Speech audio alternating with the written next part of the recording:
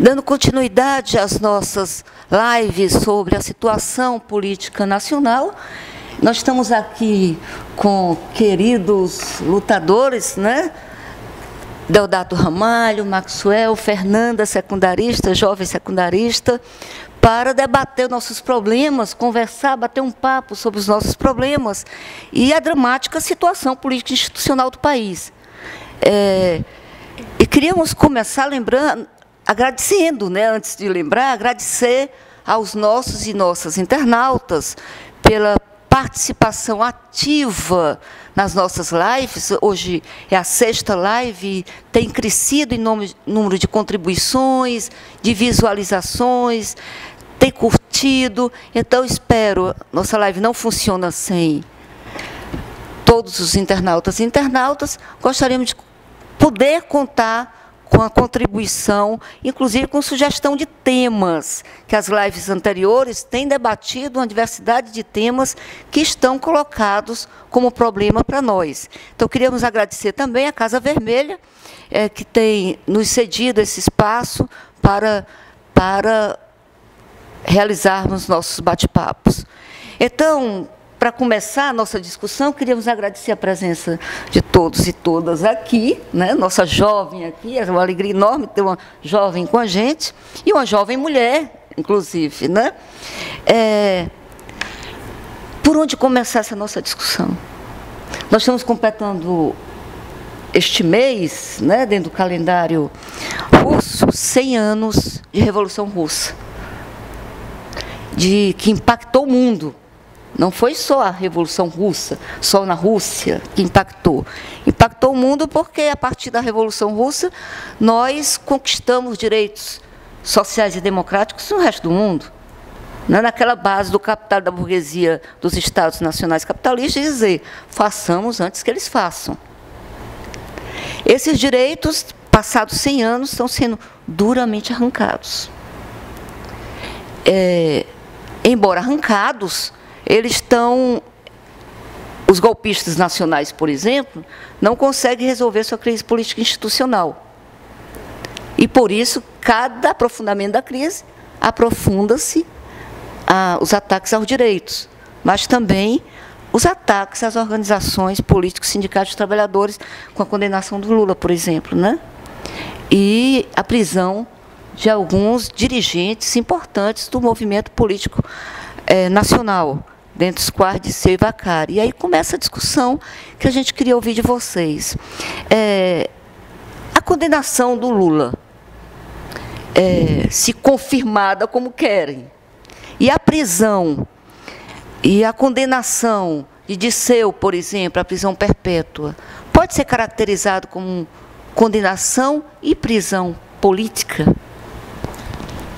Bom, quero cumprimentar a Leda, nossa querida companheira do Partido dos Trabalhadores, professora da UES, cumprimentar a querida Fernandinha, nossa Fernanda, essa garota, mais uma mulher de cabeça feita, uma militante da juventude do PT, militante dos direitos humanos, sempre presente nas lutas do nosso povo, e é muito importante, né, na pessoa da Fernanda aqui, a gente fica muito animado, fica muito estimulado por perceber que a juventude, né, continua rebelde, continua realmente comprometida com o ideal de transformação da sociedade. E a Fernanda, sem dúvida nenhuma, das nossas bravas companheiras aqui do estado do Ceará. Cumprimentar meu querido amigo e companheiro Maxwell, que é do Instituto do IBRADEC, Instituto Brasileiro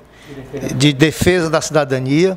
Também tem feito grandes discussões aqui no nosso estado, particularmente na área, por exemplo, do trânsito, tem sido um grande idealizador, né, e estimulador desse debate do ponto de vista de construção de uma sociedade mais equilibrada, de uma sociedade humana, né?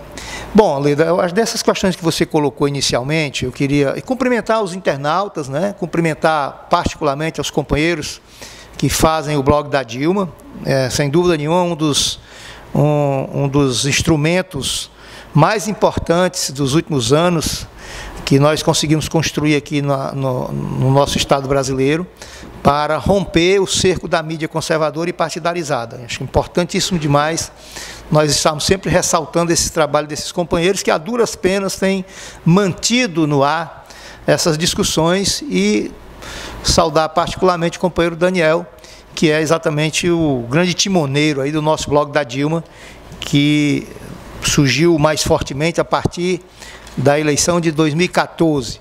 Não, de 2010, e que era interessante porque, para quem não sabe, né, nas campanhas, o blog da Dilma, que não é da Dilma, é bom que se diga que não é da Dilma, é um blog que era acessado muito mais do que o blog oficial da campanha, né? Porque já ganhou prêmios e tal, da mídia alternativa, né? A partir de 2008. Né? Então, enfim, dentro dos que você já colocou, Leda, como o pontapé inicial para esse nosso diálogo aqui com os internautas, eu queria primeiro fazer uma referência a essa questão dos 100 anos da Revolução Russa. Evidentemente que, com todos os percalços, com todas as distorções, né, que vários segmentos de esquerda no mundo fazem ao processo revolucionário que resultou, né, na queda do czar da Rússia, né, do sistema meio não feudal, né, há 100 anos atrás, e que, na verdade, o 17 de outubro, isso mesmo, né, 17 de outubro, mas antes mesmo, na verdade, o pontapé foi em fevereiro, né, daquele ano de 1917, mas, sem dúvida nenhuma, foi um acontecimento marcante na história da humanidade. Foi a partir da Revolução Russa que nós pudemos realmente, de fato, entender como tendo sido inaugurado no planeta, na humanidade, né, um marco definitivo de conquista de direitos sociais, da consolidação dos direitos humanos de segunda geração. Os direitos sociais, na verdade, os direitos humanos de segunda geração, fundamentalmente, eles existem graças àquele processo revolucionário, graças à Revolução Russa. Daí porque, com as mais variadas críticas que se faça aos rumos que acabou tomando a Revolução Russa, sem dúvida nenhuma, né, o saldo é extremamente positivo do ponto de vista da história da humanidade, né, pelo que nós temos hoje, e não por acaso, a partir da queda, né, da União Soviética, né, aí pela década de 80, depois, na década de 80 principalmente, né, que foi todo aquele processo que culminou simbolicamente com a derrubada do muro de Berlim, nós estamos vendo que a derrocada da União Soviética, nós percebemos hoje, né, o prejuízo extraordinário que a humanidade vem conhecendo, seja por conta de uma situação que se criou uma certa hegemonia, né, da grande nação capitalista, né, militarista, que são os Estados Unidos, e que, a partir daí, nós só estamos conhecendo muitos fracassos. E agora mesmo, numa retomada, agora nesse momento contemporâneo aqui, né, que nós estamos vivendo, que foi uma retomada do conservadorismo no mundo todo, e particularmente na América Latina, mas que tem, de fato, uma raiz, né, mundial, né, com a tentativa de retirada de direitos, de retrocessos, de grandes conquistas que foram acumuladas ao longo do tempo e que nós estamos tendo agora, vendo claramente muitas dessas conquistas se esvaindo pelos nossos dedos, como se nós estivéssemos com as mãos, né, manuseando uma bacia d'água, né, se esvaindo pelos dedos, né. Aqui no Brasil não está sendo diferente, nós temos uma onda conservadora em todos os aspectos, seja na conquista dos direitos sociais, seja na questão dos costumes, seja na questão de uma falsa moral conservadora e direitista que está se restabelecendo no país, que está nos levando, né, em muitos aspectos, à Idade Média, né? Agora mesmo, nós, por exemplo, para citar no campo da cultura, né, esse episódio que nós tivemos recentemente lá em Porto Alegre, uma uma horda fascista, que hoje nós temos uma horda fascista atuando de maneira livre e assintosa, né, com atos de intolerância de todas as naturezas, que inclusive teve um início disso a partir de 2013 aqui no Brasil, mas que tivemos o ápice disso na eleição de 2014, e acabar parcialmente não, digo momentaneamente vitoriosos, porque o golpe faz parte, o golpe que aconteceu no Brasil faz parte desse contexto, e nós temos diante de nós, portanto, um grande desafio, que é o desafio de ganhar as ruas, mobilizar a classe trabalhadora, mobilizar a intelectualidade, mobilizar a igreja progressista, enfim, mobilizar a sociedade, primeiro para que essa sociedade tenha assim um choque de realidade e veja de fato o que é que está acontecendo, para de fato nós engrossarmos a luta, para mais uma vez derrotarmos o fascismo. Acho que isso é o que está colocado na pauta do dia. Eu diria que nesses 100 anos de comemoração da Revolução Russa, né, que resultou na União das Repúblicas Socialistas Soviéticas, que está colocado diante de nós a tarefa de, tiradas as lições duras e às vezes dramáticas lições de todo esse processo, que nós possamos nos reanimar para novamente, né, colocar na pauta do dia a necessidade, né, de retomar histórico do ponto de vista da construção de uma sociedade nova, de uma sociedade justa, de uma sociedade em que a classe trabalhadora seja senhora da sua história, senhora da sua vida. E é isso que está colocado diante de nós, não apenas no Brasil, mas no mundo inteiro. Mas eu volto para ouvir sobre os presos políticos, certo? Fernanda? Sim. Nessa conjuntura, sempre é importante lembrar, o Deodato falou, que o conservadorismo e o neoliberalismo está avançando, e de fato é notório, dentro dos espaços escolares, dentro da universidade também se nota, junto com a juventude. Por isso que o PT, no 6º Congresso Ordinário, deu como resolução a construção da juventude, para avançar nesses paradigmas que a direita já está fazendo trabalho de base dentro desse espaço. A juventude que hoje ocupou escola, que ocupou universidade, que foi para todas as manifestações, hoje está perdida, e a gente está, não perdida, está se aproximando e está procurando o norte. E o PT é o melhor espaço para estar junto à juventude. É importante sempre lembrar e avançar nesse espaço. Nesse último congresso, nessa resolução de juventude, também foi lançada a campanha pelas filiações e campanha pela... Meu Deus, estou nervosa, pera. Campanha pelas filiações e campanha de aproximação da juventude junto aos mandatos e junto ao Diretório Nacional. Nós, a juventude do Partido dos Trabalhadores, conseguimos, nesse último congresso, aprovar a resolução de 5%. E dentro do Estado, 15% do orçamento para a juventude. Mas, Fernanda, me diga uma coisa. Você coloca essa necessidade de engrossar esse movimento, incorporar a juventude, trazer de volta a juventude e a rebeldia da juventude, né? Porque sem a juventude, se a juventude que está no campo, na cidade, né? Na escola, na universidade, aí você me fez lembrar a discussão da escola sem partido. Sim. Né? Um combate. O que você acha dessa discussão? A Escola Sem Partido, ela foi fundada, é um movimento que foi fundado em 2009 pelo Miguel Najib, porque o pai ele é pai de uma menina de 13, ele era pai de uma menina de 13 anos e a filha dele contou para ele que o professor de história tinha comparado São Francisco a Che Guevara, porque os dois tinham largado tudo para seguir o que acreditava. Aí ele ficou desnorteado e começou a fazer campanha, imprimiu 15 cartas, 15 mil cartas e espalhou por São Paulo.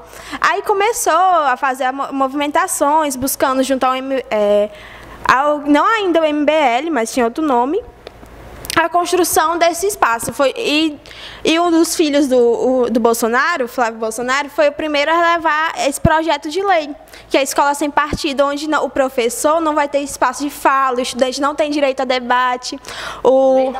A lei da mordaça. A lei da mordaça, a lei da censura, a lei da opressão. Minha professora de História uma vez fez um desafio: conte qualquer fato histórico sem poder problematizar. E todo mundo da sala ficou instigado. Como é que a gente não problematiza um fato histórico? Porque a gente só vai abrir a boca e vai dizer assim, o Brasil sofreu uma ditadura? Então não é história, né? E nem ciência. Nem ciência, não é. Tem que problematizar e tem que ter esse debate. A escola que queremos, que os estudantes secundaristas tanto buscam, é uma escola onde se tem debate, onde a gente pode discutir sobre gênero, machismo, LGBTfobia, a gente pode debater sobre todos os problemas que afetam a sociedade, para buscar soluções, e não ser amordaçados e só seguimos o que nossos pais querem que sigamos. Nós não somos marionetes, somos pessoas pensantes e temos direito de pensar por nós mesmos. Né? Você coloca uma questão importante da problematização do currículo, né? Uma escola que não problematiza não faz ciência. E me parece que as contrarreformas, inclusive no campo educacional, está atingindo isso, que você fala. Você tirar da juventude, sobretudo da juventude da classe trabalhadora, o direito ao acesso ao patrimônio cultural da humanidade, né? Corporificado nas ciências, na matemática, na história, na geografia, no português. Né? Isso me preocupa e acho importante isso que você coloca. Né? Como manter a escola como instrumento de problematização da realidade. Sim, e atrelado a isso, ainda tem a reforma do ensino médio, que onde o estudante de 13 anos de idade já escolhe a área de atuação, onde não pode optar opta por mais horas, uma carga horária de mais disciplina do que na outra, desfavorecendo. Sem esse espaço de formação. Que eu ia falar outra coisa. A gente volta já. Tá. Né? Você colocou uma questão importante, que é a questão da contrarreforma do ensino médio, e a gente volta então, porque são muitos temas, né?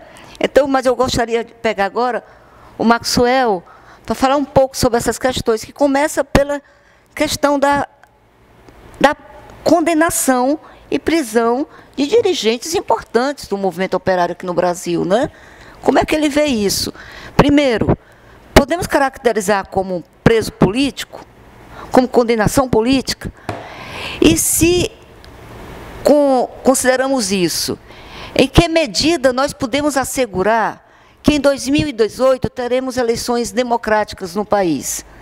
E aí depois eu gostaria de ouvir também Deodato sobre o assunto.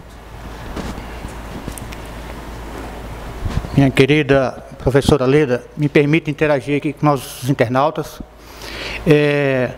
Agradecer já de pronto ao Daniel, do blog da Dilma, a professora Leda, a Fernandinha, ao Deodato Ramalho e a você, internauta, que está aqui nos observando, ouvindo atentamente as nossas posições quanto aos temas aqui abordados. Bem, com relação à questão, a indagação sobre a criminalização de Lula, vamos nominar Lula, Dirceu, né? Sim, podemos afirmar, sim, que o que vem acontecendo no Brasil é perseguição política, né? Dada a vista esse largo espaço do tempo, onde as investigações, por mais de 2 anos, principalmente direcionada ao Lula, ao PT, aos seus pares mais próximos, como o próprio Dirceu, que começou lá em 2005, me permita fazer um corte breve, para poder afirmar, na nossa ótica, que, respondendo à indagação, que sim, Lula é um perseguido político, se for preso, será um preso político, e Zé Dirceu é um preso político. Eu defendo que o PT já deveria ter assumido esta postura, esta bandeira, os partidos de esquerda, e afirmar para o mundo que o Brasil está vivendo com presos políticos em pleno século XXI. Que o Brasil passou por um golpe em 2016, que nós estamos vivendo em estado de exceção. As investigações, os depoimentos aí vistos pela internet, no YouTube, quem quiser ver, está lá para você ver, para você atentamente observar que provas não são provadas, não existem as provas que fundamentem aquela acusação, descaradamente a manipulação de pessoas que estão presas ilegalmente, por conta de uma decisão monocrática, perseguitória de um juiz, de um grupo, né, do Judiciário, da Polícia Federal, enfim, da Força Tarefa. Tá claro, está nítido que depois de 3 anos as coisas vão se mostrando e se comprovando que todo que vai contra a esquerda, principalmente ao PT e ao Lula, é pelo que foi feito pela classe trabalhadora, é pelo avanço do Brasil enquanto nação, é incomodar. Aí vem a questão que tem a ver com a Revolução Russa, que completou 100 anos, que fez bem para o mundo, mas que agora nós temos um novo império, que antigamente tínhamos o Império Romano, hoje nós temos o Império Estadunidense, os americanos se impondo ao mundo, principalmente na América Latina, no seu, chamado de seu quintal, onde o Brasil veio sair da 16ª posição para a 7ª posição no mundo, quando o governo do PT assumiu e que a partir de 2003 começou a fazer políticas voltadas para o seu povo trabalhador, para o povo ter a satisfação, ter, em vez de só cantar o hino quando existe futebol, ter amor à nação mesmo, enquanto nação, enquanto povo. Então tudo isso está em jogo. Maxwell, falar em hino, Trump tem um problema agora. Seríssimo, né? Seríssimo. Os jogadores protestaram durante o hino, se ajoelhando contra o racismo, a opressão da polícia racista, né? Veja bem, professora, sua indagação inicial era sobre a perseguição, sobre crime político, que, diante a nossa ótica e aos nossos estudos, sim, nós definimos e defendemos que, inclusive que, para fechar essa questão, 2018, se nós não tivermos Lula livre para ser candidato, isto é a consumação do golpe de 2016, é a perpetuação do golpe, e é isso que eles querem, perpetuar esse golpe. Se nós tivermos 21 anos de ditadura militar, se não deixarem a esquerda, os progressistas, terem Lula como candidato, que é isso que o povo quer, nós teremos uma perpetuação do golpe de 2016 por 2 ou 3 décadas. E é isso que aquele pequeno percentual de 1% da população que domina os recursos deste país querem. A mídia que faz a perseguição, que faz a manipulação da informação, tudo isso. E em 2018, esta é a bola da vez. Se Lula for preso, o Lula tem que ser candidato mesmo preso. PT não tem que se eximir das urnas, tem que ir para as urnas defendendo que Lula tem que ser candidato. Porque nós precisamos dar uma contra-reforma em todo esse desmando que aconteceu com este golpe de Estado. Deodato?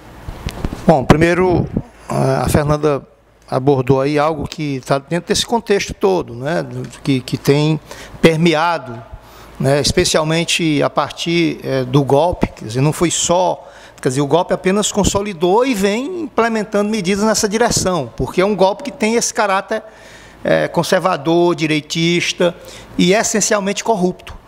E por exemplo, quando a Fernanda mencionou aí a questão da escola sem partido. Evidentemente que isso é uma farsa, isso é porque, na verdade, eles não querem a escola sem partido, eles querem uma escola que reproduza, né, o discurso e a ideologia direitista e conservadora.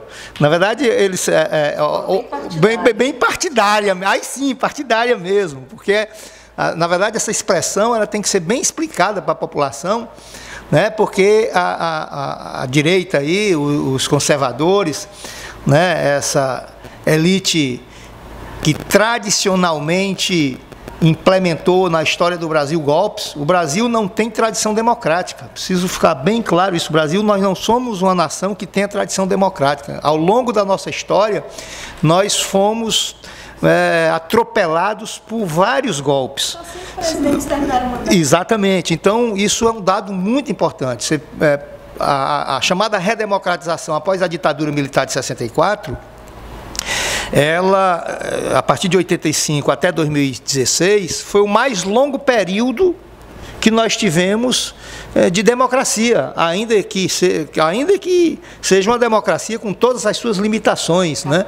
Uma democracia que nós não conseguimos, mesmo nos governos do PT, né, com todo o esforço que foi feito, avançou-se muito, fizemos muitas transformações na sociedade brasileira, mas está longe de nós termos conseguido a democratização do Estado brasileiro, até porque não se tem como fazer a democratização do Estado brasileiro sem que nós tenhamos a possibilidade de eleger um Congresso ideologicamente comprometido com um programa, por exemplo, que eventualmente o PT tivesse apresentado ao crivo da população nas eleições. Nós ganhamos 4 eleições seguidas, mas ganhamos a eleição em termos.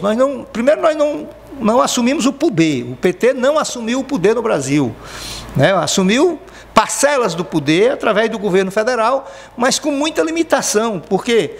Porque nós tivemos um Congresso, todas essas 4 eleições não foi acompanhada de uma maioria programática para ajudar a governar. Por isso é que teve que se submeter ao chamado presidencialismo de coalizão, onde você tem um presidente da República que se elege com um programa, e mesmo com um programa que não foi um programa revolucionário. Não podemos esquecer a famosa Carta aos Brasileiros do Lula de 2002, né, que era para, digamos assim, amaciar um pouco, para poder criar condições para que o grande capital não tivesse até dado um golpe antes do tempo que foi dado, né? Então aí nós temos, na época, por exemplo, o Lula foi eleito presidente, mas o Congresso, só para ter um dado aqui, de 513 deputados federais, o partido que elegeu mais deputados federais foi o PT, e elegeu com 92 deputados. Então você tem um conjunto de 513 deputados e o PT 92. Juntando à esquerda o PT, o PCdoB, fundamentalmente isso, a esquerda mesmo era o PT e o PCdoB dentro do Congresso Nacional, né? Juntando todos os deputados, né, da esquerda aí, de verdade, não dava, talvez não passasse de 110 deputados. Evidentemente que se você tem um Congresso de 81 senadores e uma Câmara Federal de 513 deputados, majoritariamente comandado pelo grande capital, né, pela elite branca e endinheirada do Brasil. Ainda agora saiu uma pesquisa, a média, colocando a média no Congresso Nacional, a cara que se vê é a cara de branco e de ricos. Evidentemente que, para governar nessa circunstância, teve até que rebaixar o programa, porque senão tinha tido golpe até antes do que de fato aconteceu.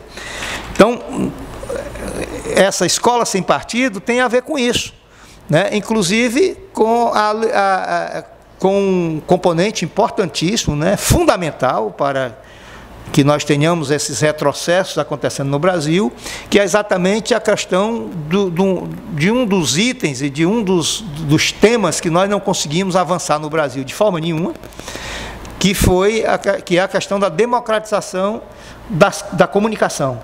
Quer dizer, nós temos uma mídia partidarizada, uma mídia capitalista, que abusa, né, do chamado direito à informação ou da liberdade de expressão, que, aliás, é uma confusão, muita gente não percebe, que nenhum direito é absoluto, e em nenhuma nação do mundo nenhum direito é absoluto. Então, a liberdade de expressão, ela tem que estar também antenada ou articulada com outros princípios constitucionais, como o princípio do direito à imagem das pessoas, como o princípio consagrado na Constituição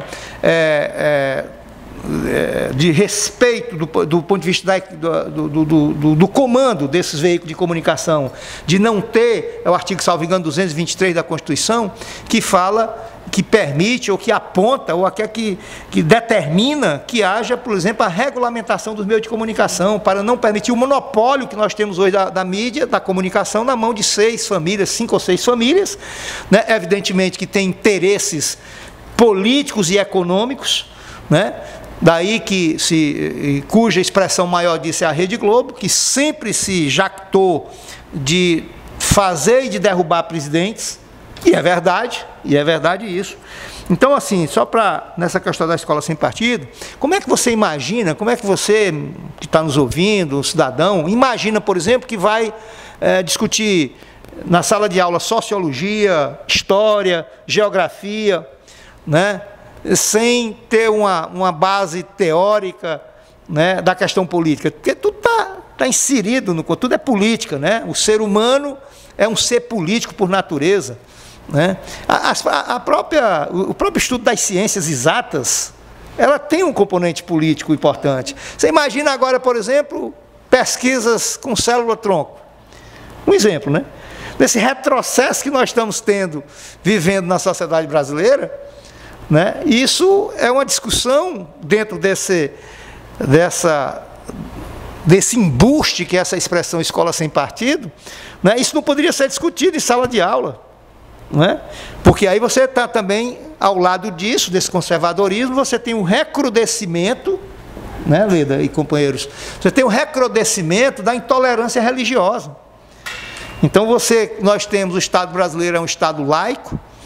Evidentemente que, como Estado laico, ele tem que respeitar todas as expressões religiosas, todas as crenças religiosas, né? Mas não pode nenhuma dessas crenças, seja católico, seja o chamado protestante, ou os evangélicos, as religiões de matriz africana, né? Aliás, por falar nisso, você veja que tragédia que nós estamos vendo.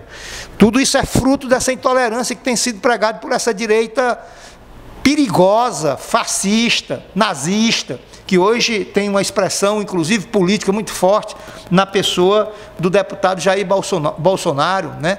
Um homem que, por exemplo, um deputado federal, que se nós tivéssemos instituições fortes no Brasil, já era para estar caçado há muito tempo. A última maluquice, mas se bem que a gente não pode chamar maluquice não, porque isso é pior do que maluquice. A gente tem que ser alertado da sociedade, inclusive tomando agora mais uma lição dura que a humanidade tomou com a eleição da Alemanha agora domingo, né?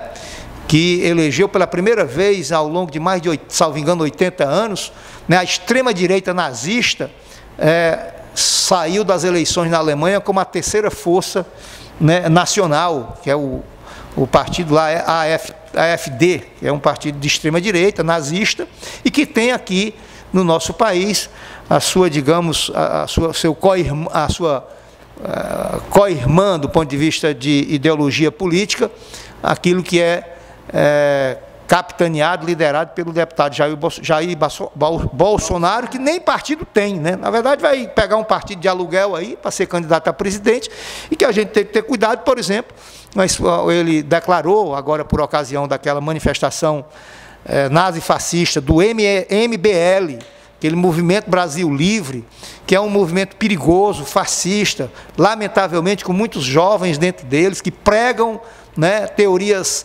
absolutamente desumanas, que pregam ideologias que na verdade nega a condição humana que a gente deve cobrar de todos, né? E o Bolsonaro saiu com a expressão dizendo que tinha que serem fuzilados os autores daquela mostra de cultura lá em Porto Alegre. Você imagina por que isso? Qual eram as mostras? São imagens, são pinturas, são gravuras, enfim, arte, né?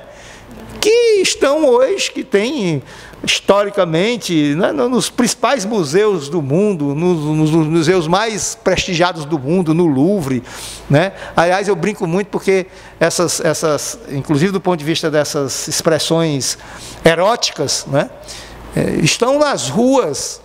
Se você, por exemplo, quem conhece a Grécia, naquelas vendas, naquelas banquinhas de vendas ali, em torno daqueles sítios arqueológicos, né, de grande referência para a humanidade, você tem lá vários desses objetos sendo vendidos publicamente, faz parte da história do homem, né? Então, uma coisa é você não gostar, você gosta ou não gosta, mas daí é você não apenas discriminar, mas pior ainda, atacar com a violência física, reproduzindo. Mas impedir em Porto Alegre, Nova York. Pois é, Nova York, claro, não vai em todo canto. O Rio de Janeiro, felizmente, vai expor agora, né? Então, na verdade, digamos, esse surto de conservadorismo que nós estamos enfrentando tem a ver também com o recrudescimento. Por que eu uso a palavra recrudescimento? Porque isso não é novo na história do Brasil. Todas as forças progressistas, não falo nem revolucionárias, não estou nem chegando a revolucionárias de esquerda, estou falando de forças progressistas, né, que nacionalistas, que em algum momento, né, quiseram quebrar a lógica do conservadorismo, a lógica do capitalismo nacional sem alma, né, cruel, foram perseguidas, né? Antes do Lula, nós tivemos Getúlio Vargas, no período, não, porque o Getúlio teve dois períodos, teve o período da ditadura getulista, mas teve o período em que ele voltou pelas eleições diretas e também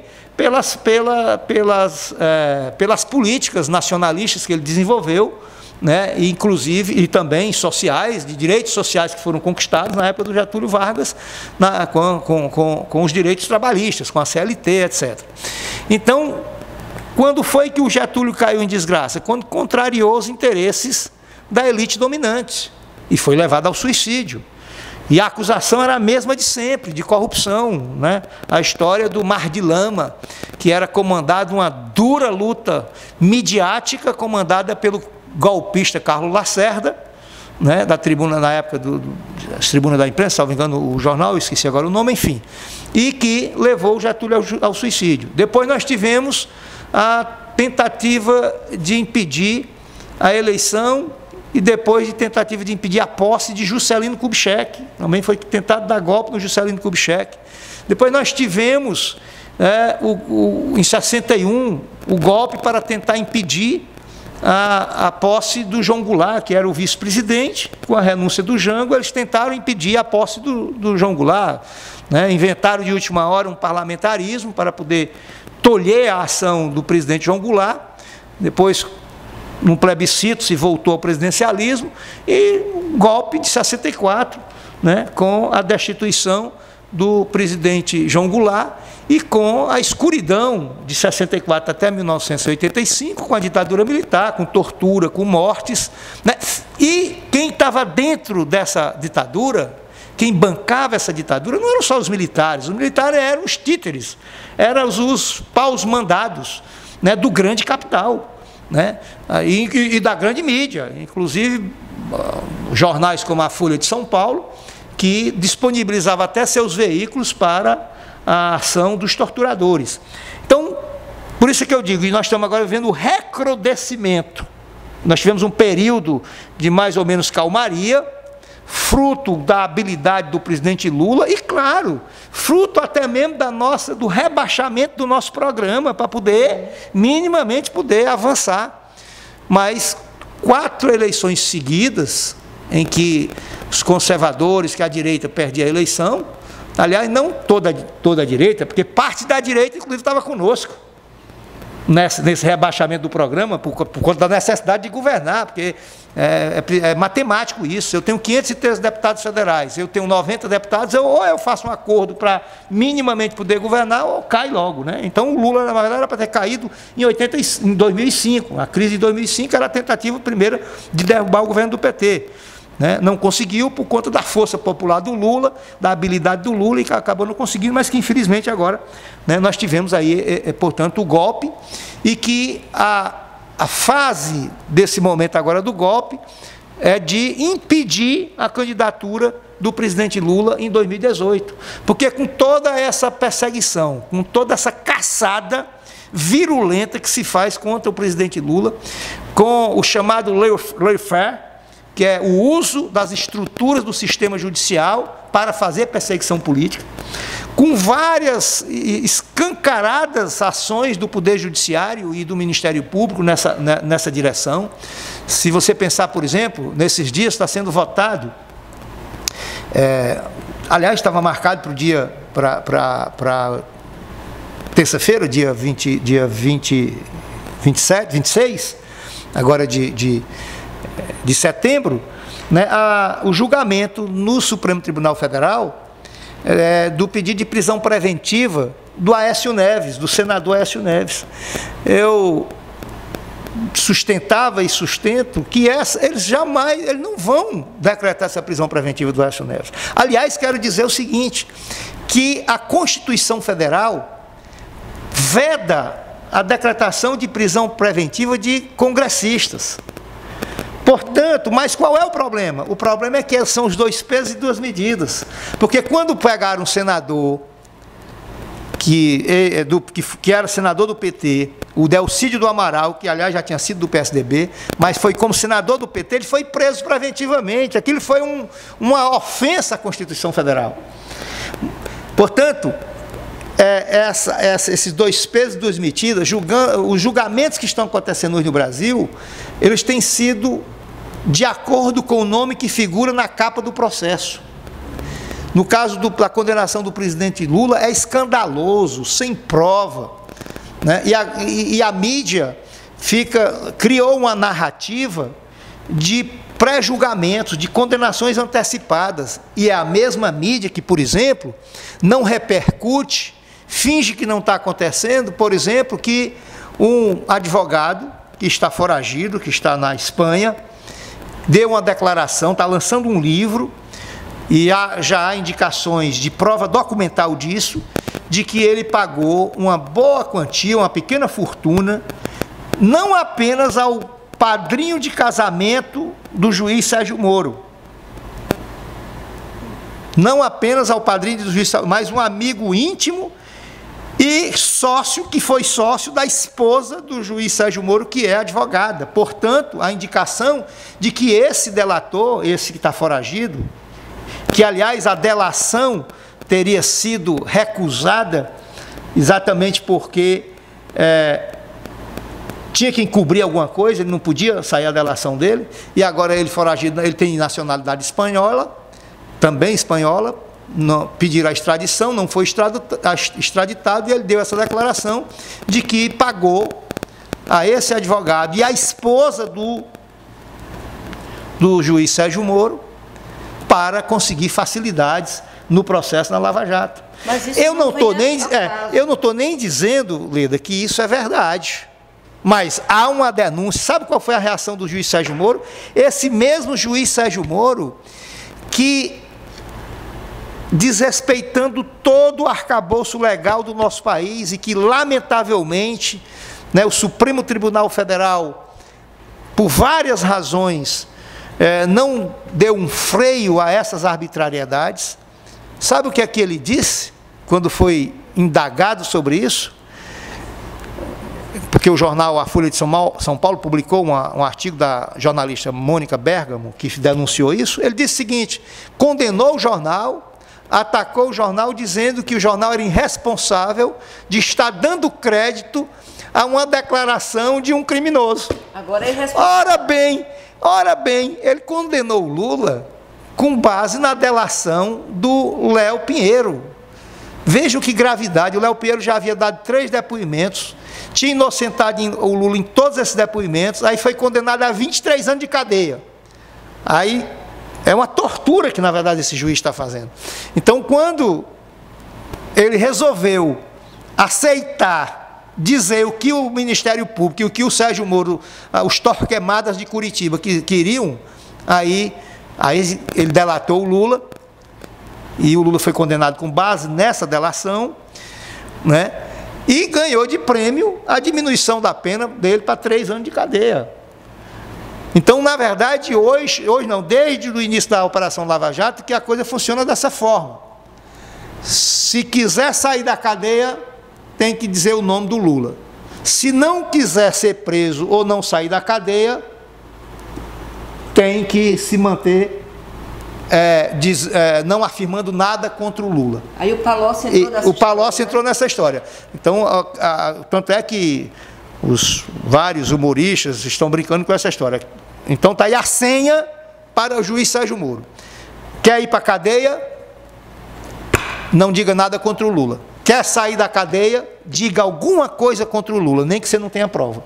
Então, lamentavelmente, nós não podemos, né, reconhecer, e eu, como advogado, posso dizer isso, como uma ação legítima do Poder Judiciário. Porque o pressuposto básico, né, para a realização da justiça, nessa esfera criminal, é a obediência do devido processo legal e do contraditório. Né? O que nós estamos vendo na figura do juiz Sérgio Moro, por exemplo, é o chamado juiz acusador, o que é uma excrescência. Juiz não pode ser o acusador.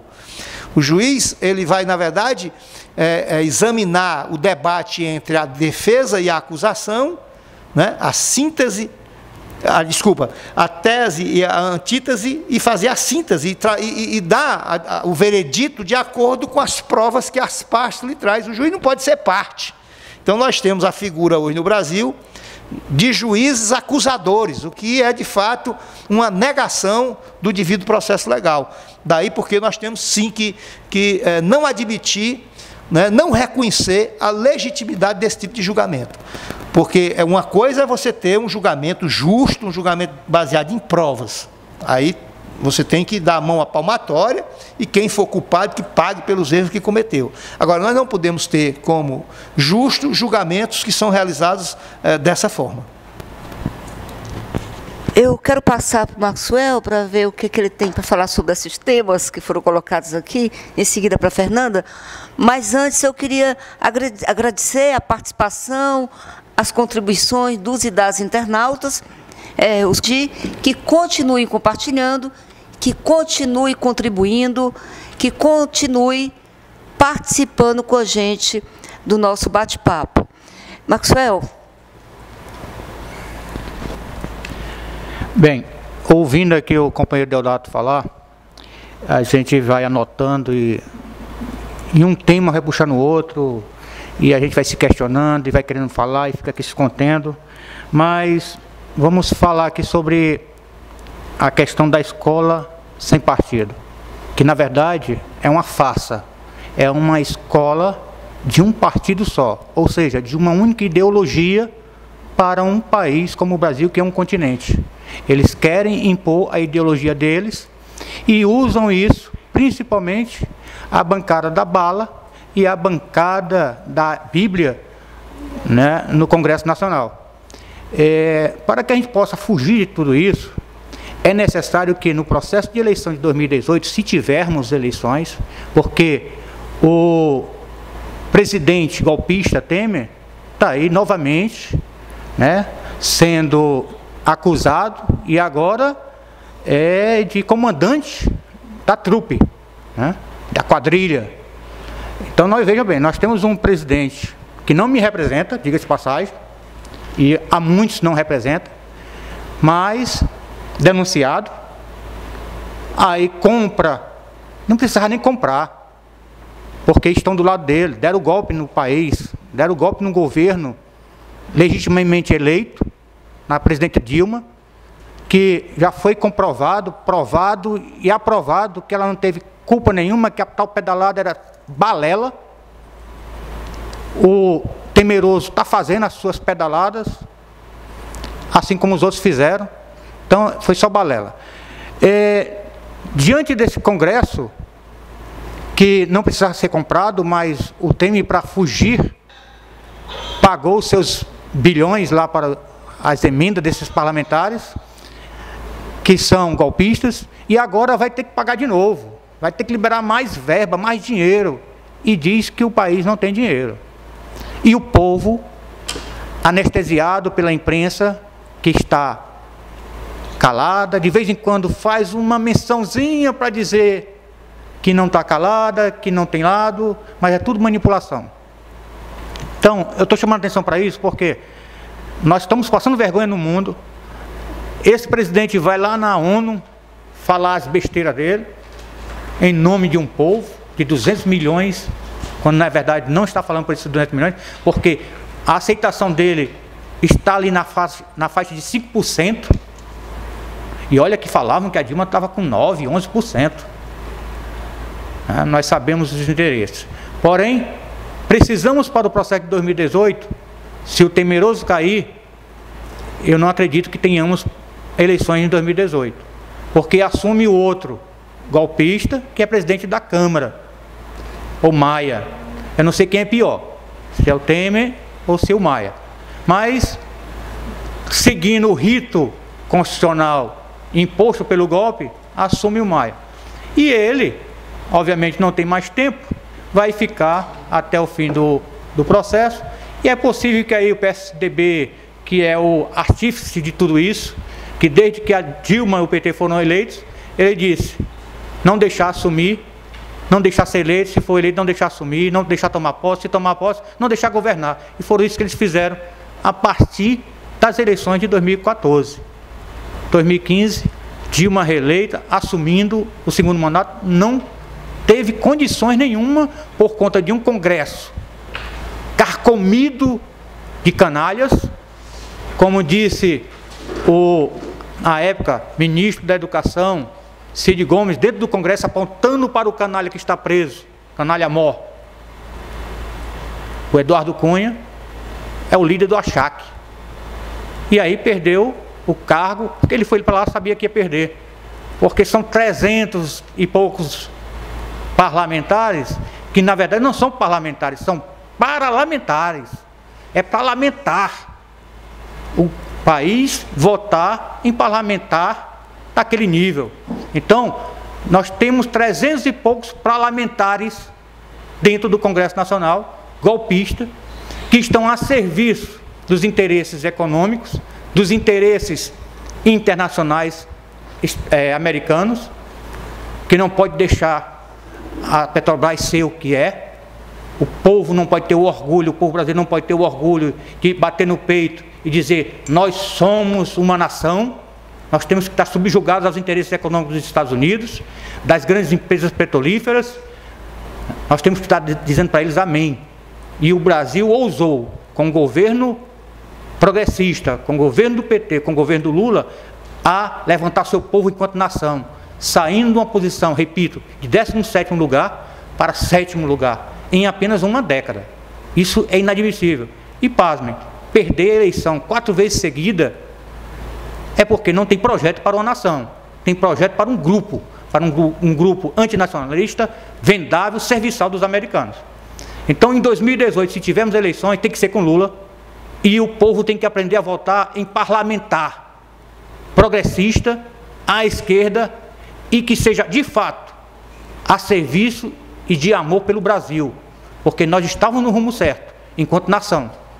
Petrobras, as empresas brasileiras que, por conta da Lava Jato, que poderia ter feito as investigações que deveria fazer, mas fazer sem prejudicar o grande arcabouço empresarial mundial que o Brasil estava criando para se fazer frente às nações, como frente aos Estados Unidos. Por isso, a Lava Jato foi útil aos serviços dos americanos, por isso que se via tanto juiz viajando para os Estados Unidos para dar satisfação aos Estados Unidos, era para receber a orientação, era para tirar o Brasil dessa condição de nação, subjugar o povo brasileiro de novo, colocar eles como serviçais e braço serviçal dos interesses internacionais.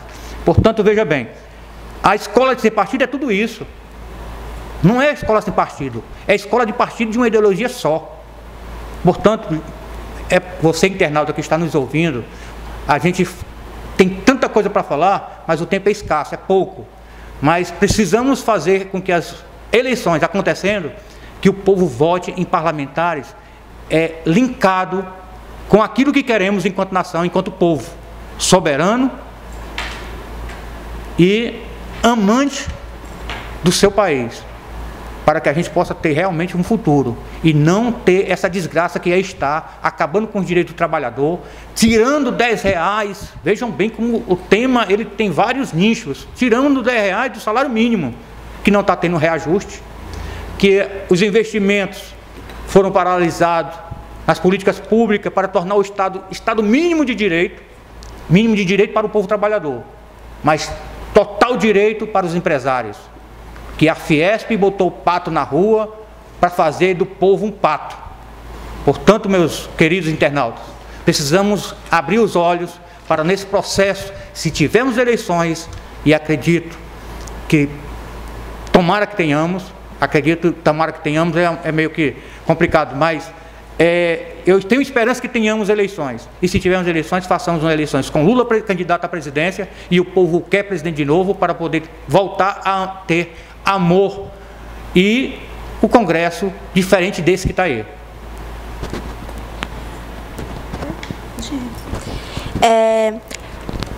O Lula foi eleito na campanha dizendo que ia dar 3 refeições para o trabalhador.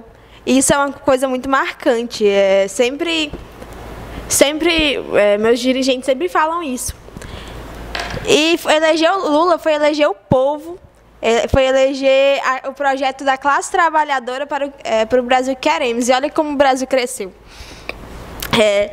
Infelizmente, o PT não investiu numa bancada legislativa. Na verdade, investiu, mas não conseguiu alcançar uma bancada legislativa grande em todo esse tempo, que é uma meta a ser alcançada, e é por causa disso que a gente luta tanto por trazer trabalho de base, organizar. Porque para a gente tirar essa bancada BBB, bala, bila e bigode, uma bancada que só tem homem, que tem latifundiário, antigamente que tem bilionários e que é aquela bancada discriminadora, que é uma bancada que só busca retrocesso.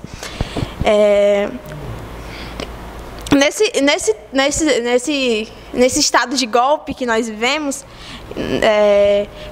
com essas deformas da Previdência, da reforma trabalhista e da reforma do ensino e da deforma do ensino médio, sempre nós que somos do Partido dos Trabalhadores, como Frente Brasil Popular, junto aos movimentos sociais e a mídia alternativa, estamos lançando uma campanha, né, que é a campanha para abaixo a reforma projeto de lei de iniciativa popular, né? Projeto de lei de iniciativa popular, e que é abaixo a reforma do trabalhista e tal.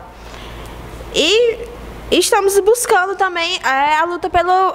O preço é nosso, o Fundeb também é nosso. O Fundeb que acaba agora em 2020 e que estamos sempre pautando nessas manifestações, nos atos de ruas. Os estudantes estão fazendo, dentro dos espaços escolares, debate sobre isso. É um debate feito pelo estudante, porque já estamos sendo...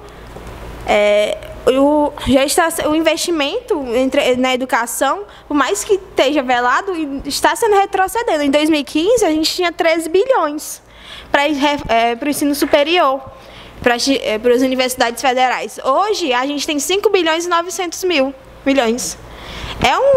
Reduzir menos da metade em um período de menos de 2 anos.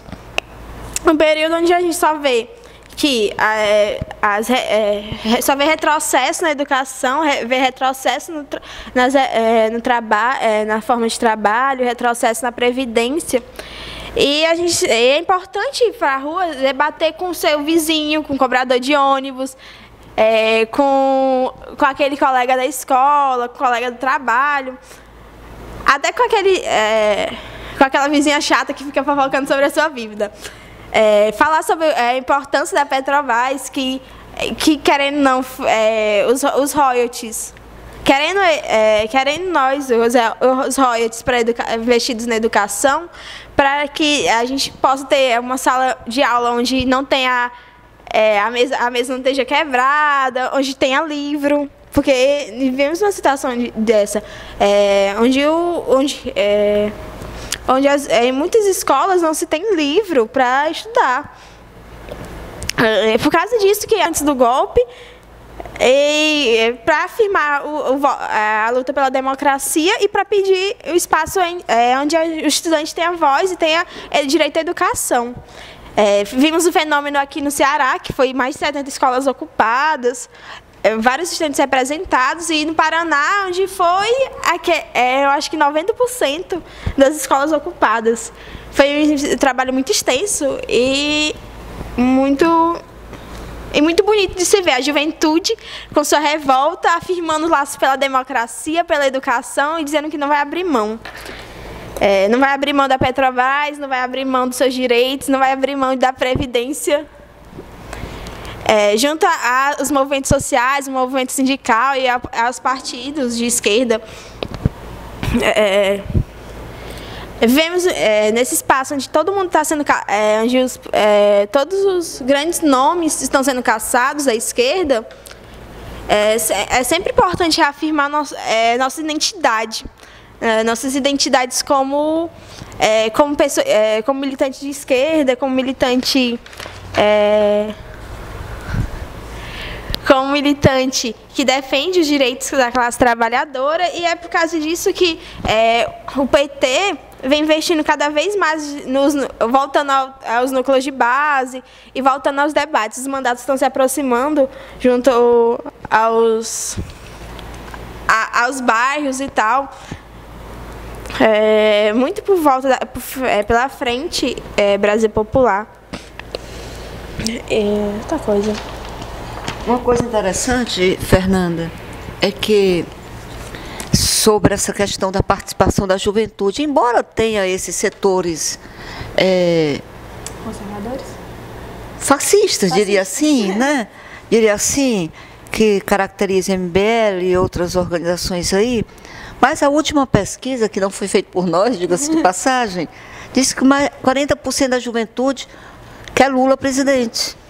A propósito disso, Lívia, me permita, a propósito disso, eu acho que esse digamos assim, o nó que está dado aí na cabeça da mídia, que tem sido a principal, né, mobilizadora da opinião pública num processo cruel de manipulação da informação para destruir o PT e destruir o Lula. Primeiro destruir o Lula porque na cabeça deles o Lula é o PT. Se cortar a cabeça do Lula, eles pensam que o PT deixará de existir. O que é uma bobagem, porque nós somos um partido de militância, né? Claro que o Lula é a nossa principal liderança, que está até acima do partido do ponto de vista do carisma que ele tem, do carinho e do amor que a população brasileira tem por ele. Não é só no Nordeste, não. Aliás, é uma bobagem também que esses caras colocam, inclusive com o discurso de menosprezo a nós nordestinos, de que, por exemplo, a Dilma, na última eleição, ganhou por conta do Nordeste, que é o Nordeste. Coisa nenhuma. Se tivesse tirado... Não falo nem nas pesquisas, antes das pesquisas mesmo, o resultado da eleição, de todas as eleições anteriores, se tirasse o resultado do Nordeste, digamos que não fossem computados os votos do Nordeste, a Dilma tinha ganho a eleição do mesmo jeito, tinha diminuído a diferença, mas tinha ganho a eleição. Então, na verdade, hoje, essa última pesquisa, eles estão apavorados. Por isso que a cada vez que... Primeiro, vocês notaram, e o telespectador teve notado, que houve uma diminuição de divulgação de pesquisas. A partir do golpe, passou quase um ano, praticamente, sem divulgar pesquisa. Porque a situação é muito ruim para eles. Tem sido muito... E o pior é o seguinte, nós não temos, assim, um candidato do setor conservador que seja apresentável, minimamente apresentável. Eles têm tudo, eles são o quê? Anti-Lula. Mas não tem um candidato para disputar com Lula, né? Pois bem, então na pesquisa, não apenas no Nordeste, mas a pesquisa de em Minas Gerais, no Sudeste, no estado de Minas Gerais, a terra do Aécio Neves, né, o Lula está disparado na frente. Né? Há uma, e a Dilma como senadora. Né? E no conjunto nacional, né, você veja como a manipulação da mídia partidarizada ela é escancarada, desarvergonhadamente escancarada. Se você pegar, por exemplo, nos jornais da semana passada, que divulgaram as pesquisas, primeiro não divulgaram em manchetes, vai lá em uma notinha mais embaixo, e a nota era o seguinte: todos os presidentes, todos os candidatos a presidente têm uma rejeição alta. Aí a outra, o Estadão foi vergonhoso, o Estadão de São Paulo botou a manchete assim: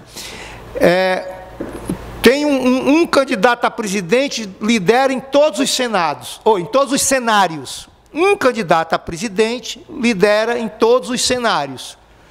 Por que ele não disse o nome? A manchete era para ser o quê? Lula lidera em todos os cenários. Em primeiro turno e em segundo turno contra qualquer um dos candidatos do grande capital da elite nacional. Contra qualquer um. E aí, vamos na rejeição. Hoje mesmo eu vi uma matéria, né, colocando que o Lula tem muita dificuldade de eventualmente vir a se eleger, porque ele tem uma rejeição alta. Só que o sacana, só que o manipulador não disse que o Lula, desses candidatos que estão aí, pré-candidatos que estão colocados, é o que tem a menor rejeição. Tem a maior intenção de voto, ou seja, no lado positivo, e tem a menor rejeição. Ainda que seja rejeição alta, e que é natural. Você pega 24 horas por dia, durante 365 dias do ano, durante 4 anos seguidos. 4 anos não, desde 2013, né? Aliás, 4 anos, né? 2013. Mas mais intensificadamente, né? A partir do ano de 2015 e tal, com a Operação Lava Jato, mais fortemente em cima do Lula. Todo dia e toda hora, as redes de televisão, a quase totalidade das rádios, né? Porque a comunicação, ela está na mão, ela não é imparcial. Então, é bobagem essa história de dizer, a imprensa é imparcial. Não é imparcial coisa nenhuma. No máximo, tem alguns veículos, muito poucos, que dá os dois lados, né? Dá algum espaço, né? No máximo. Pois bem, e sendo trucidado dessa forma, tendo sido levado a sua mulher, a mulher do Lula foi levada à morte por uma pressão, por uma violência psicológica que foi feita, né? Quando eu falei nesse tanto no lawfare, que é o uso, no bom português, é o uso do sistema judicial para fazer perseguição política, né? Você imagina qualquer estudante de direito, Leda, sabe o que eu vou dizer agora. Aliás, não precisa ser nem estudante de direito. Eu até sugiro a quem tiver curiosidade, pega aí o Código de Processo Penal e leia o artigo 260, acho que é o 260, que fala da condução coercitiva. A condução coercitiva, ela inclusive ela não é nem específica para um acusado, ela é para a testemunha. Testemunha que é intimada para vir depois em juízo e ela não vem, ela pode ser conduzida coercitivamente. E também isso é utilizado para o acusado. Mas quando é que você conduz coercitivamente um acusado? É quando o acusado, o investigado, não é nem acusado ainda, o investigado, que está ainda no inquérito, né? O investigado, ele recebe uma notificação para ele vir depor perante a autoridade policial. E ele se recusa e não vai. Aí é que se justifica a condução coercitiva. E, na verdade, hoje, pela Constituição de 88, né, porque há um princípio no direito democrático, no Estado democrático de direito, há um princípio de que ninguém é obrigado a fazer prova contra si. contra si mesmo. Por isso, Leda, é que se você, por exemplo, responder um processo, você chega perante o juiz ou perante o delegado, você tem o direito, é um direito seu subjetivo, de ficar calado. Não vou responder nada. É um direito seu. Ora, se a Constituição garante o direito de ficar calado, então qual o sentido de eu obrigar, a autoridade policial, a obrigar que você venha depor? Então, tem juristas que defendem, inclusive, que do ponto de vista do acusado, do investigado ou acusado, essa condução coercitiva, em nenhuma hipótese ela se justificaria, porque ele tem o direito de ficar calado. Pois bem, a condução coercitiva do presidente Lula, lá, aquele episódio vergonhoso para a justiça brasileira, foi só para o Moro que decretou, não. Né? Aquilo foi uma iniciativa para humilhar, para desmoralizar, armaram uma cena de guerra perto do apartamento do presidente Lula. A Rede Globo de televisão foi avisada antecipadamente para ficar de plantão para... Na verdade, o que o Moro queria ali, na verdade, era levar o Lula preso para Curitiba. Esse episódio ainda vai ser explicado, eu penso que daqui a alguns anos vai ser explicado mais detalhadamente, porque há quem diga que isso não aconteceu porque apareceu, para salvo engano, um coronel macho lá no aeroporto e não permitiu. Há uma história dessa, nunca foi bem esclarecida, eu não sei se de fato aconteceu, mas tem comentários sobre isso. Mas o avião estava pronto lá para levar o Lula preso naquele dia, numa condução coercitiva, ilegal, abusiva, arbitrária, que se fosse num país de instituições jurídicas sólidas, o Moro, no mínimo, o juiz Sérgio Moro, no mínimo, estava sendo processado. Se nós estivéssemos num país de uma democracia consolidada, sólida, aquele episódio em que o juiz criminosamente vazou o áudio com a presidenta Dilma, estava na presidência da República, um áudio que nada tinha a ver com o processo.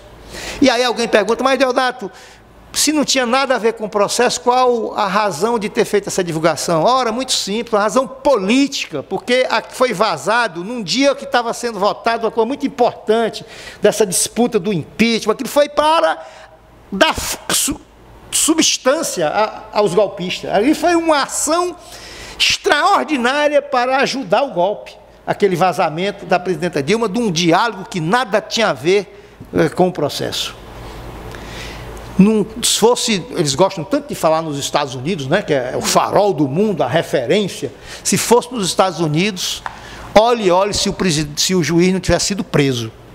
Porque vazar um áudio da República, presidente eleito democraticamente, é um crime contra a segurança nacional. Então, tudo isso, resumindo, tudo isso que está acontecendo, eles não sabem mais o que fazer. Porque já inventaram, olha, absurdo, esses dois últimos processos que entraram contra o Lula, são processos relacionados à medida provisória da indústria da construção, da automobilística, da indústria automobilística, não é?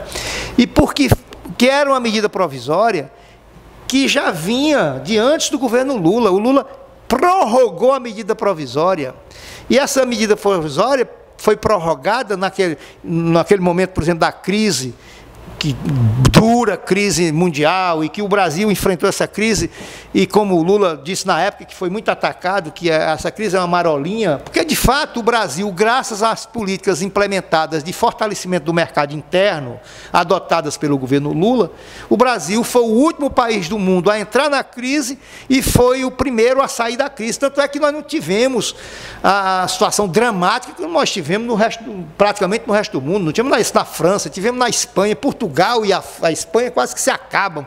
A Grécia quebrou, né? Os Estados Unidos teve problemas gravíssimos, a meca do capitalismo. Que ainda não saiu. E que ainda não saiu. E o Brasil enfrentou aquilo porque o Lula criou uma política de crédito, massificou a política de crédito, criou esses mecanismos que até tem gente que critica porque acabou ajudando muito ao grande capital, né, também, mas de qualquer forma nós devemos reconhecer que foi também aquele auge em que o brasileiro, porque melhorou de vida, teve mais oportunidade, por exemplo, de comprar um automóvel, por conta dessas políticas que foram implementadas. Pois bem, isso é um dos processos contra o Lula. E agora, acaba de ser divulgado, esqueci agora o nome, de um dos executivos da Odebrecht, um delator, isso, vamos ver a repercussão que isso vai ter, declarando que falsificaram a assinatura dele num documento para incriminar o Lula.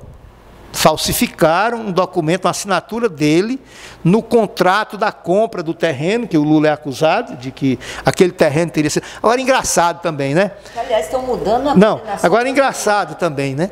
Como é que pode, né? O Gedel encontraram 51 milhões de reais, dinheiro vivo no apartamento do cara. O Eduardo Cunha encontraram várias contas correntes no mundo afora. O Michel Temer, o assessor... O Loures, aquele o deputado Rodrigo Loures, né?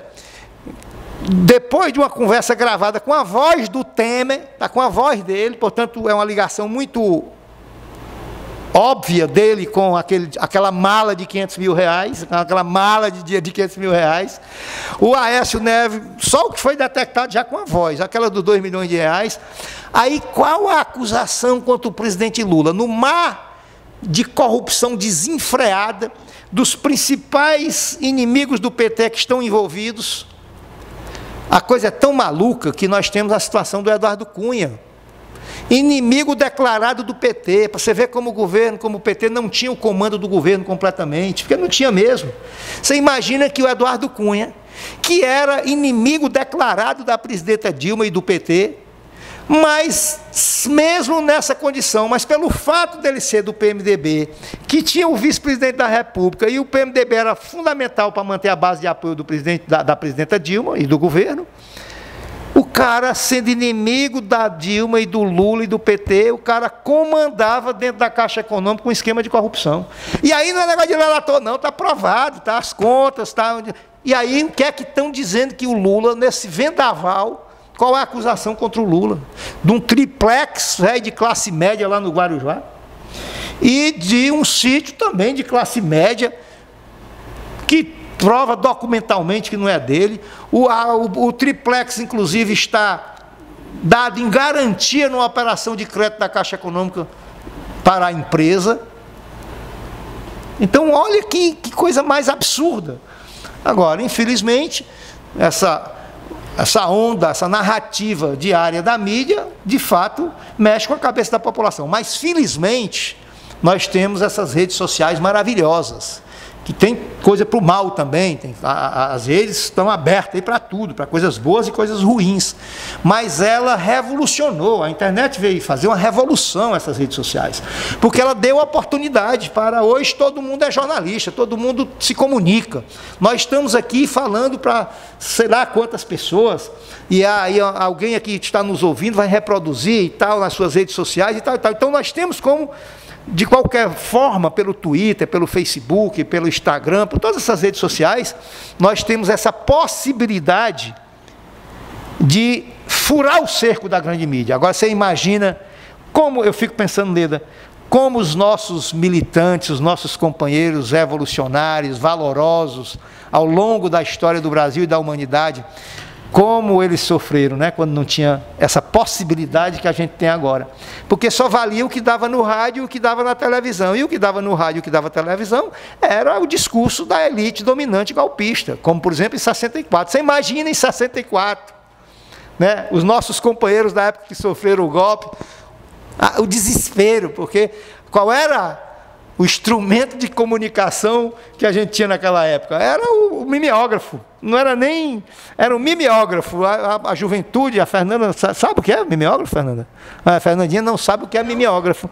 Pois tá bom. Mimeógrafo, Fernandinha, é uma maquinazinha que tinha, que a gente fazia os panfletos e uma copiadora meio rústica. Então, é isso.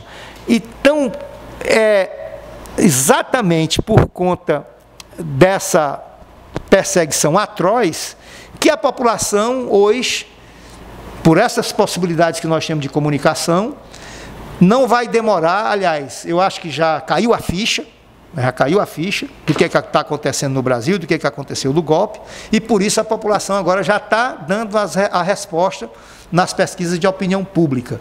E eu não tenho dúvida, o que é que ocorre também para você quebrar essa resistência e essa rejeição? Muitas vezes, o que aconteceu antes, nas outras eleições. Quando chegava antes, um ano antes da eleição, aí a rejeição alta e tal. Aconteceu aqui com a Luiziane. Sabe qual é a diferença? É quando chega na hora da campanha, nós temos, todos os partidos, todos os candidatos têm aquele tempo de televisão. Aí você tem o tempo de se ter um momento todos de se candidatos não, né? Não, quase todos. Não, todos os candidatos têm, o tempo eleitoral. Não, mas tem. Tem o tempo. Não, tem o tempo, tem o nosso programa, o programa eleitoral, por exemplo, do presidente Lula, da presidente Dilma, aquele programa da campanha. Não, estou falando os proporcionais, estou falando o majoritário. Então tem, aí você tem a possibilidade de dar a tua versão, de dizer, bom, não é bem assim não, olha o que é que está acontecendo.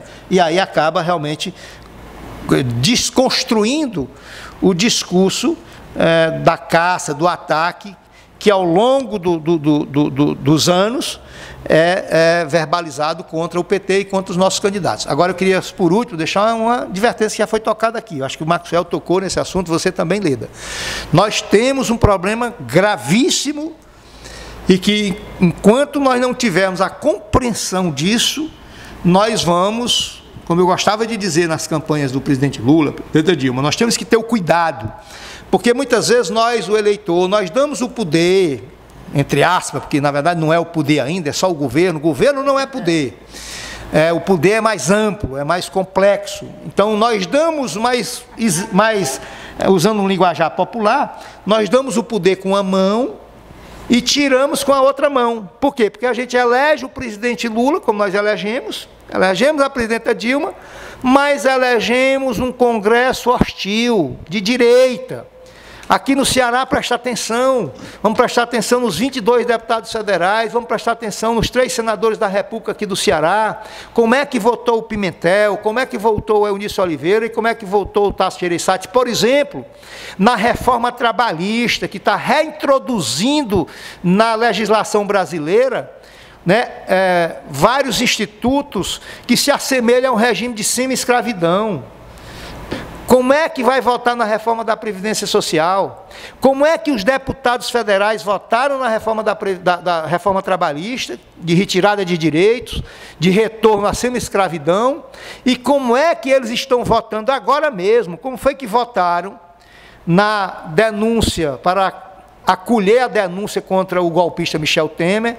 E olhe, que não é a denúncia, não é na Câmara ali, não é para caçar o presidente não é para nem processar dele não, é apenas para permitir, porque a Constituição assegura que o presidente da República só pode ser processado por crime comum, ou seja, corrupção, no caso específico aí, o Supremo só pode abrir o processo contra ele se a Câmara dos Deputados, os deputados federais, votarem e aprovarem o recebimento. Aí autorizarem o Supremo a examinar se vai receber. Aí depois de aprovado pela Câmara, vai para o Supremo e o Supremo vai dizer se vai abrir ou não o processo. Mas nem isso eles votam. E aqui no Ceará, presta atenção, quais são os deputados federais que estão impedindo que sequer ele responda a processo. Teve aquela primeira e agora está tendo a segunda, que nesses dias agora, até no começo agora de outubro, vai ser votado novamente. Já teve 2 deputados federais, tem 12 que já declararam que vão votar para permitir a abertura do processo, alguns que não se assumiram ainda, não disseram ainda qual é a intenção, e 2 que já disseram que vão votar a favor do Michel Temer, vão votar para que o Michel Temer não seja processado, que é o deputado Domingos Neto e o deputado, salvo engano, Aníbal Gomes, salvo engano. Eu sei bem o deputado Domingos Neto, e acho que os 2, o deputado Aníbal Gomes e o deputado Domingos Neto. Aliás, por falar em deputado Domingos Neto, que é um jovem, então a gente também tem que ter muito cuidado, viu, Fernanda, com o discurso, muitas vezes, que a gente faz, que renovação é a juventude do ponto de vista cronológico da idade. Não necessariamente. Nós temos alguns jovens parlamentares e deputados e prefeitos, etc., que são o que há de mais velho na nossa política. Portanto, não é a pouca idade que vai definir se o camarada é uma pessoa comprometida com os interesses da população ou não. Porque, infelizmente, bons que estão aí nos mandatos, eles vêm de velhas oligarquias políticas. Então, eles estão só reproduzindo as velhas oligarquias, estão substituindo o pai, a mãe, o avô, enfim, o padrinho. Enfim, e então, por isso, a gente tem que ter um extremo cuidado. E na eleição de 2018, não é só eleger um presidente da República ou uma presidenta da República comprometida com o interesse da nação, mas eleger também, é fundamental eleger um Congresso Nacional que, de fato, possa dar sustentabilidade programática e ideológica para que a gente possa avançar. Pois é, então, são tantas questões, né, para a gente discutir. Eu quero ouvir o Maxwell e a Fernanda. Fernanda, eu quero lembrar que a escola sem partido parte de um princípio básico, que, aliás, é um tema que a gente precisava discutir mais com a juventude, né? Inclusive em lives. Mas a escola parte do fundamento seguinte: o conteúdo a ser ministrado na escola tem que respeitar os valores das famílias, as crenças. Agora, vejam só, vai de água abaixo a ciência, de água abaixo a escola, né? Como tarefa específica o ensino. Porque você não vai discutir, como é que você vai discutir física? Como é que você vai dar um exemplo? Lucas não pode, porque Lucas é o nome bíblico. É um negócio assim. A ciência de água abaixo, mas a ciência é para os filhos da classe trabalhadora, viu? Né? É importante lembrar disso. Não é porque a escola para as classes, para os filhos das classes dirigentes e dominantes, continua do mesmo jeito. Bem bonitinha, do mesmo jeito. E isso a gente... você quer se reportar isso? A escola sem partido, ela realmente não, ela é um fim para quem é pobre para debater. Quem é pobre, preto, da favela, não vai poder discutir sobre o genocídio tão grande, a xenofobia, tudo. A gente tem que partir desse pressuposto de debate. Que o debate vai ser calado. Quando você chega lá no Bom Jardim, por exemplo, que é uma comunidade periférica e tal, você não poder falar, não dizer para um garoto que ele não pode debater dentro da sala de aula, os limites da área, porque um jovem no Bom Jardim, se ele mora em determinada área, ele não pode visitar outra parte do bairro. E não poder debater isso dentro da escola criminoso. É calar a voz do estudante da periferia. É calar a voz da mulher, da menina que vê a mãe ser espancada. É calar a voz da pessoa que quer debater religião. Porque a gente tem direito de debater. A gente tem direito de se expressar. E isso é calar. É dizer que o jovem que ele está acostumado... Ele já vem acostumado de um lar onde não se debate ciência, ele não pode debater isso. Não pode debater que o estudante tem que estar dentro da universidade. O quão importante é as cotas e tal. Sobre o que o Deodato falou, de renovar, a juventude... existem 2 pontos que a juventude brinca muito, que a gente brinca assim, ó, a gente vai renovar, mas vai renovar com o povo. A nossa renovação é um projeto com o povo e para o povo. E com o povo, porque o povo vai eleger um presidente que é o povo, que é do povo. Por causa disso, é uma brincadeira. E o outro ponto é renovar. A gente briga muito pelo espaço do jovem dentro da política, como vereador, deputado estadual, deputado federal. Mas a gente também briga por jovem, quadros, digamos, jovens, tipo o Max. Eu vou dar exemplo. O Max já é um senhor, né? Mas ele, dentro da política, ele é um jovem, porque ele não tem... jovem. Não, é jovem como com um quadro jovem, porque ele está começando a experiência dentro da política agora.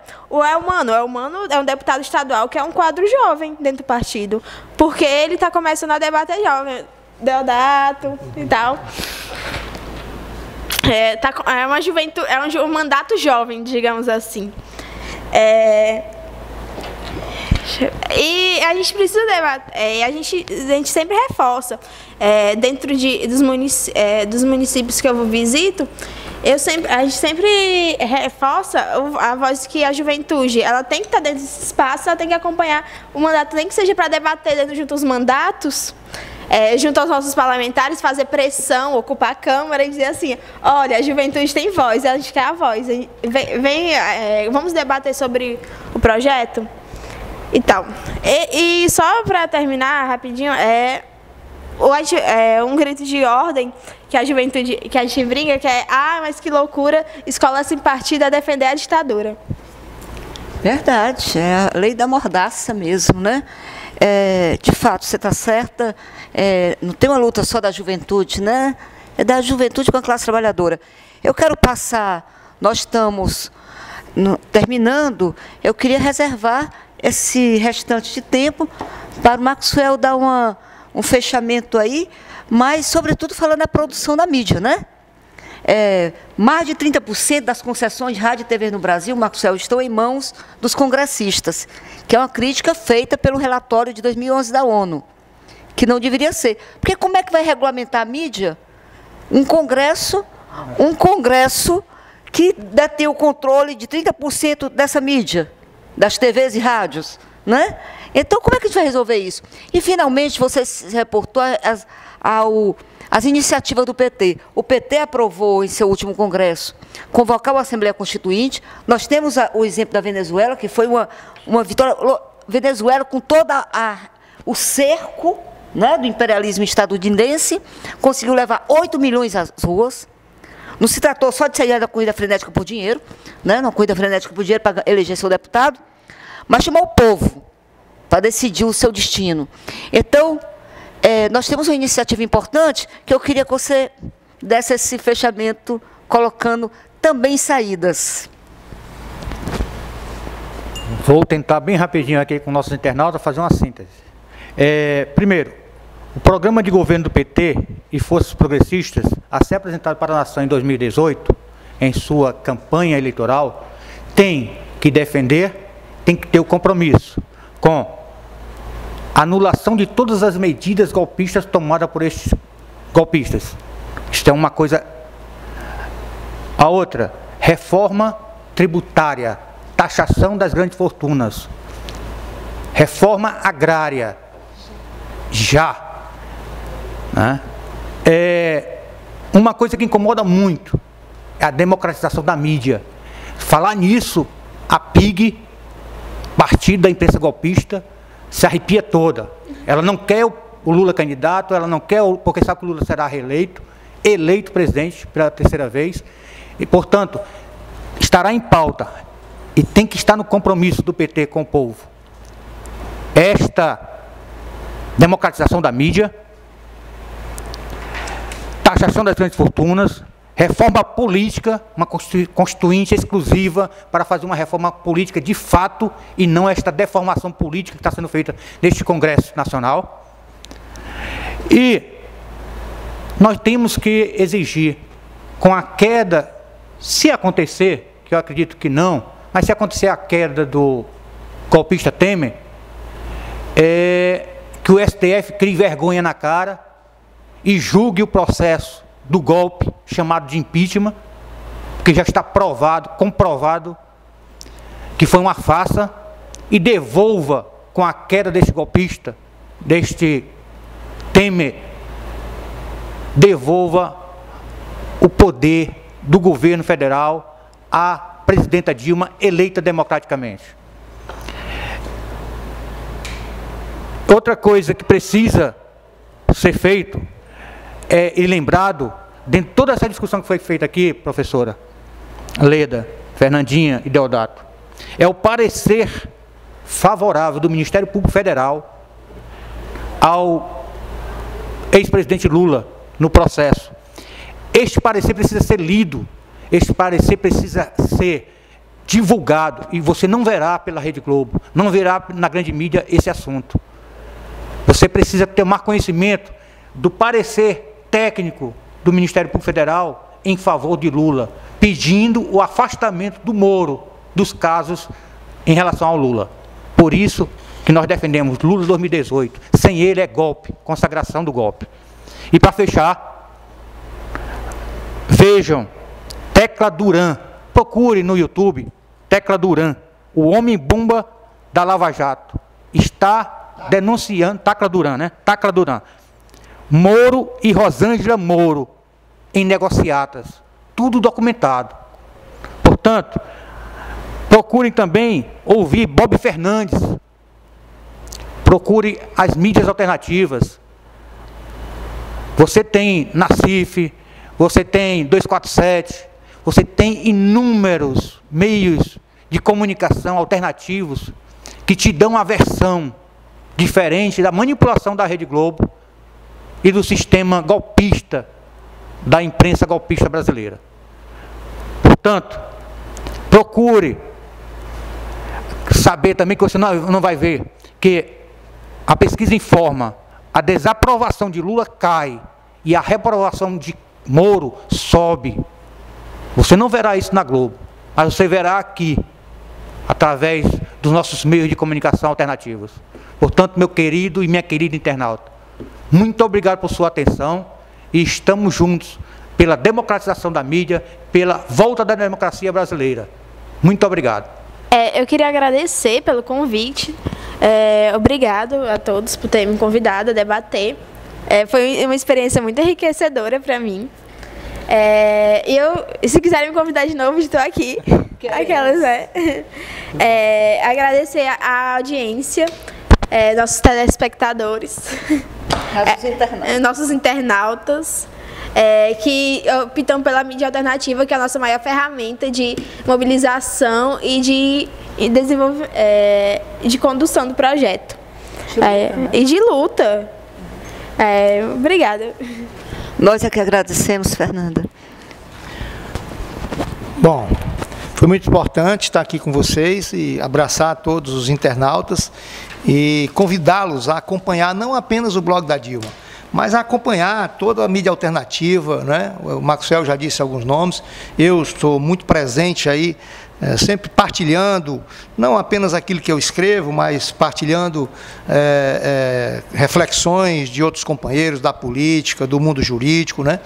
Deodato Ramalho, Deodato Ramalho, estou no Facebook, com a página e com dois perfis, e também no Twitter, né? Deodato Ramalho, tanto no Twitter como no Facebook, também no Instagram, mas mais no Facebook e no Twitter, enfim, para que nós possamos, né, estar trocando ideias, né, refletindo sobre esse momento nacional que estamos vivendo, não apenas no momento nacional, mas no mundo. Acho que nós somos filhos do mundo e precisamos tomar consciência do que é que está ocorrendo no nosso planeta Terra, em todos os sentidos, especialmente para que nós possamos nos capacitar, nos qualificar e nos informar para enfrentarmos esses tempos tão difíceis, né, de tantos retrocessos, e que nós precisamos vencê-los. Nós precisamos dizer em alto e bom som que os fascistas não passarão. Grande abraço. Maxwell.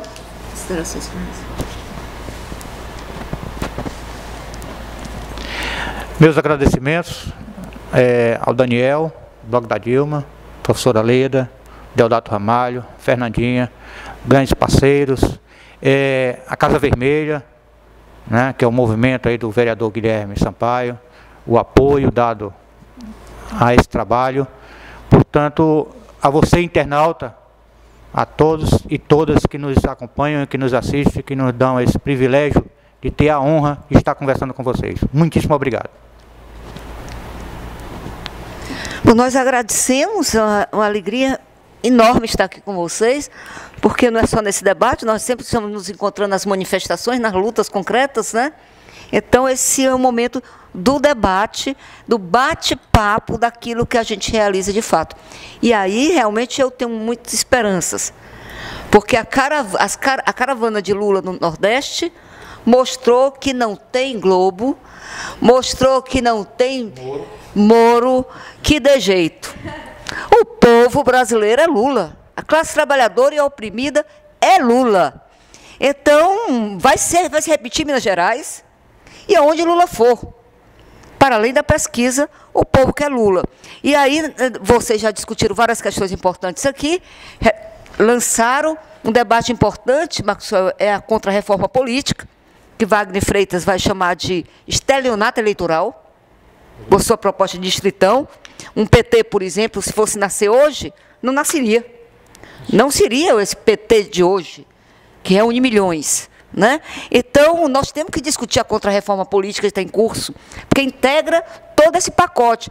Escola sem partido não está isolado da contra-reforma política, da contra-reforma trabalhista, previdenciária. E aí, me reportando de novo ao presidente da CUT, se botar para votar, nós temos que parar o país.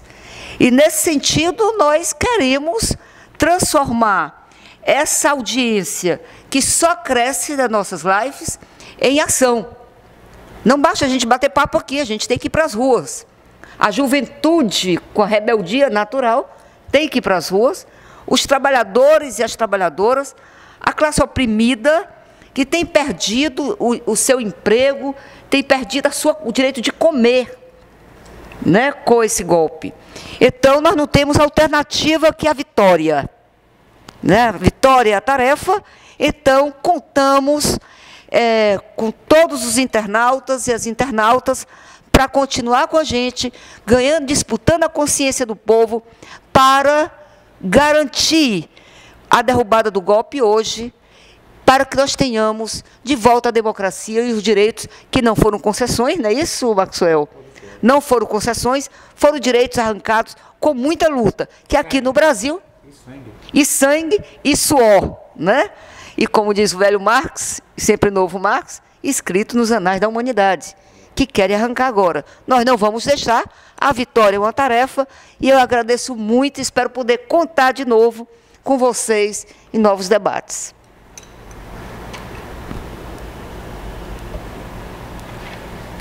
Vermelho.